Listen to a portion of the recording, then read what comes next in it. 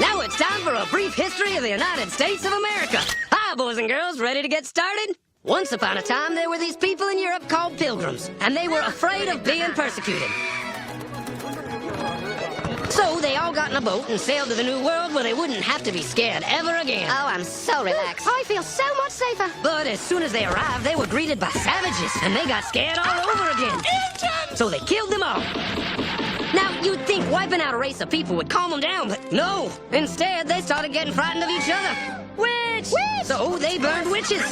In 1775, they started killing the British so they could be free. And it worked. But they still didn't feel safe. So they passed a Second Amendment which said every white man could keep his gun. I loves my gun. Loves my gun. Which brings us to the genius idea of slavery. You see, boys and girls, the white people back then were also afraid of doing any work. So they went to Africa, kidnapped thousands of black people, brought them back to America, and forced them to work very hard for no money.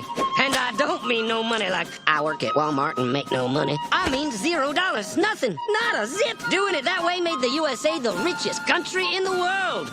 So did having all that money and free help calm the white people down? No way. They got even more afraid. That's because after 200 years of slavery, the black people now outnumbered the white people in many parts of the South. Well, you can pretty much guess what came next. The slaves started rebelling. There were uprisings, and old master's heads got chopped off. And when white people heard of this, they were freaking out and going, I want to live. Don't kill me, big black man.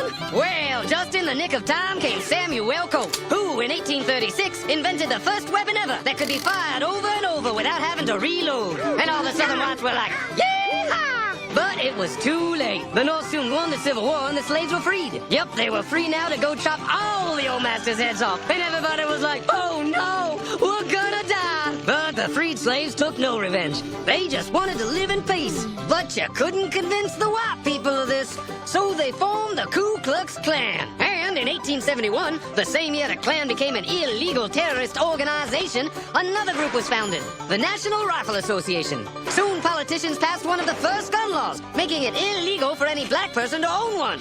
It was a great year for America, the KKK and the NRA. Of course, they had nothing to do with each other, and this was just a coincidence. One group legally promoted responsible gun ownership, and the other group shot and lynched black people. And that's the way it was all the way to 1955, when a black woman broke the law by refusing to move to the back of the bus. White people just couldn't believe it. Why won't she move? What's going on? Man, all hell broke loose. Black people everywhere started demanding their rights, and white people had a major freaky fear meltdown, and they were all like, run away! Run away! And they did. They all ran fleeing to the suburbs where it was all white and safe and clean. And they went out and bought 250 million guns and put locks on the doors, alarms in the houses, and gates around the neighborhoods. And finally, they were all safe and secure and snug as a bug.